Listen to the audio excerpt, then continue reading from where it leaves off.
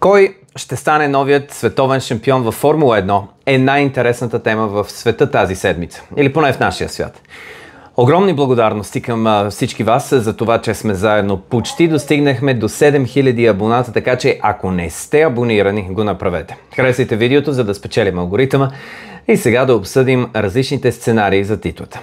По-интересното е, кажете в коментарите кой според вас ще спечели титлата и защо. И ни разкажете за вашите впечатления от сезон 2025 като цяло. Какви са сценариите? Ландо ще стане шампион, ако спечели в Абу Даби, или завърши втори или трети. Тогава няма да има значение къде са неговите конкуренти, просто защото предимството му начело е достатъчно. Макс ще стане световен шампион, ако спечели, а Норис е четвърти или по-надолу. Ако завърши втори, Норис е осми или по-надолу, а Пиастри е втори или по-надолу. Ако завърши трети, Норис е девети, а Пиастри е втори. Оскар ще стане шампион, ако спечели състезанието, а Норис е шести или по-назад. Ако завърши втори, Норис е десети, а Верстапен четвърти или по-надолу. По-сложните сметки ще ги оставим в коментар под видеото.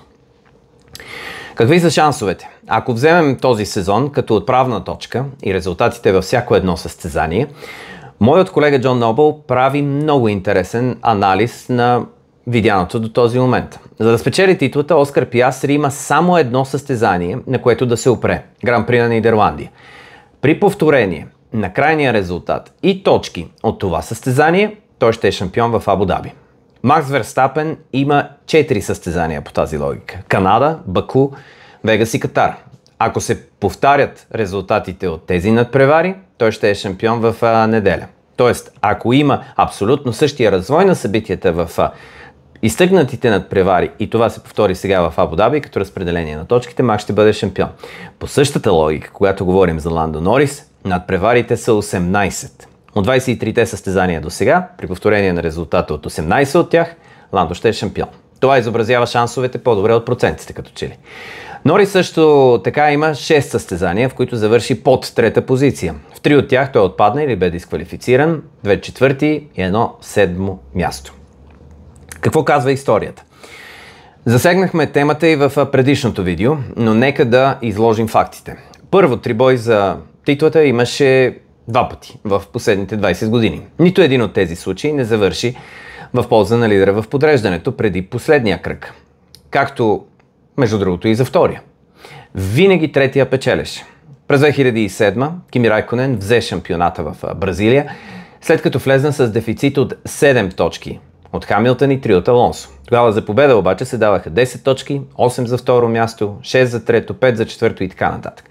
Ако се приложи логиката на Нобъл, която изсъкнахме преди малко, Хамилтън имаше 14 състезания, на чието резултати да се опре, Алонсо 2, а Райконен нито едно. През 2010 имахме 4 в битката, Алонсо с 246 точки, Уебер с 8 по-малко, Фетел на 15 и Хамилтън на 24. Пак пилота от трета позиция, влизайки в уикенда, спечели. Алонсо му трябваха резултатите от 11 от 18-те състезания през годината, за да спечели, Уебер 5, Фетел 2. Какво излъчват претендентите? Тук вече се излиза от обективната действителност и се преминава в субективната.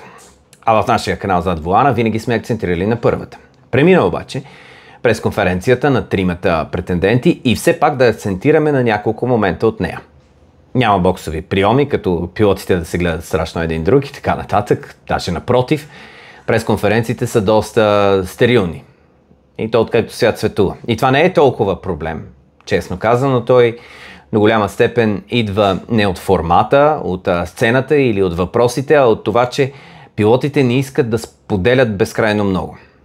Верстапен все пак участваше в една от най-оспорваните битки за всички времена преди 4 години. Това не трябва да го забравяме. И това беше първата му титла. Той записа много в кариерата си и има предимство на опита. Сега изглежда спокоен и продължава да настоява, че не е вярвал, че въобще ще бъде тук. Каза и, че не е поканил никой от семейството си, защото не е предполагал, че това състезание ще е от някакво значение за него. Мнозина биха разчели това като още една форма, по която да притисне съперниците си. И той го прави активно от седмици. Той да е спокойният, нямаш какво да губи, а Макларен тъкмо обратното. Но това и отговаря на реалността, честно казано. Въпросът е, че се подчертава с цел психологическо предимство. Ландо и Оскар пък никога не са били в такава битка на толкова високо равнище. Многобройни пъти в видеята през тази година сме се спирали на устойчивостта на съотборниците в Папая. В Катар Ландо се върна повече към представянето от по-рано през сезона в спора с Оскар.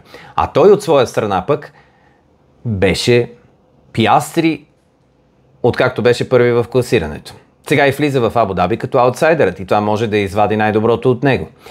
Въпросът е, че зависи страшно много от резултатите на останалите, а те не са в негов контрол. Макс пък вече бе представен като Дарт Вейдър от Канал Плюс в Франция и алегорията може да се окаже успешна. И уместна също така.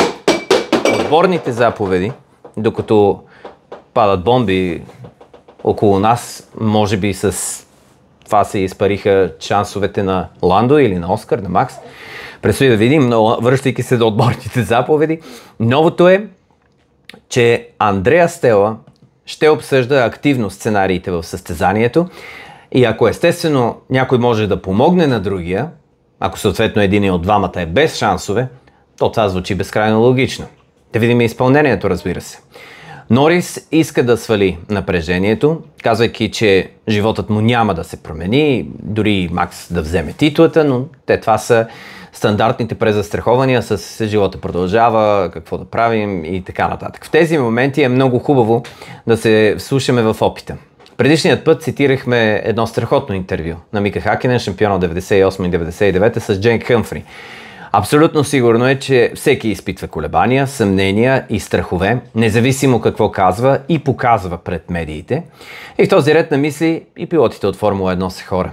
Не всички хора обаче са пилоти във Формула 1 и това прави постигнатото и от Ландо, и от Макс, и от Оскар наистина изключително. Трима млади състезатели, които дадоха най-доброто от себе си и не предоставиха изключителни емоции не в един, а във всеки един от уикендите през тази година. Имахме наистина една прекрасна кампания с безкрайно оспорвани битки с състезания, които си струваха всяка една минута и всяка една секунда. Развоят на събитията в края на първенството ни докара до един наистина забележителен финал. Време е за последния епизод за тази година.